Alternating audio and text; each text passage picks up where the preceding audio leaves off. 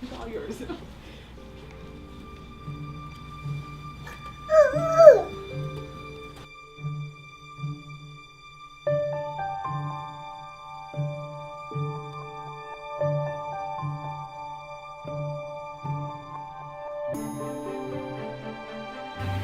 Hi, my name is Alice. I came here to the Women's Center because I found out I was pregnant, and at that moment I didn't have any insurance, so I needed a pregnancy test. I had a history of miscarriages, and I was pregnant with my son. My name is Emma Capron. I am from Dayville, Connecticut, and I am working currently at the Women's Center of Eastern Connecticut Dayville office as a client advocate. My name is Pastor Ralph Stravato at the Gospel Light Christian Fellowship in Danielson, and I've been an advocate here helping out at the Women's Center on and off now for about 7 or 8 years. I had my son when I was 24 weeks pregnant. He was born 1 pound. He was in the NICU for 6 months. He's doing wonderfully now. He's going to be 2 on Christmas Eve. This is something that's just always been on my heart. I mean, to me, it's one of the most important things in the world. I think that all human life is valuable, and every person, even an unborn person, God has a purpose for them even before they're born, and to me that is so important. Being here, having the counselors pray for me and being there with me gave me a better life to see things, especially when my son was in the hospital, and I used to come here just to get out the house and be around people and being around women that actually go through the same thing as me, but are mothers. Hi, JJ. Say hi. Wanna go see him? Wanna go see? He's walking, basically running. He climbs out of everything. He's awesome. He's a good baby. He sleeps the majority of the night, and he's a good little boy. They had gave me clothes, Pampers, and basically anything I really needed for him. I appreciate that I really didn't need much for my son. I just came here for more. It was for the knowledge.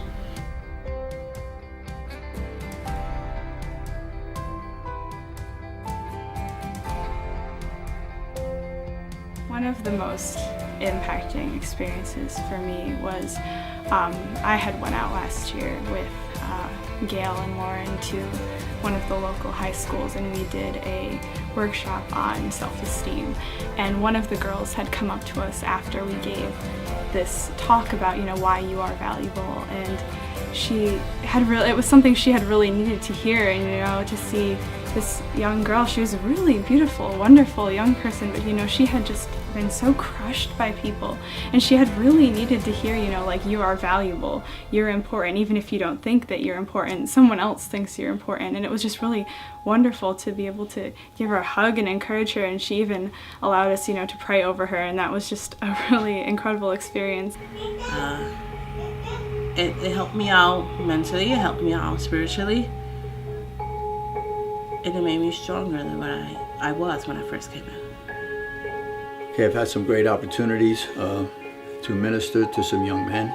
A lot of young men today really need someone to be a friend, and I think it's a great opportunity for those of you out there listening that would like to be spiritually employed. I think everybody needs to be spiritually employed.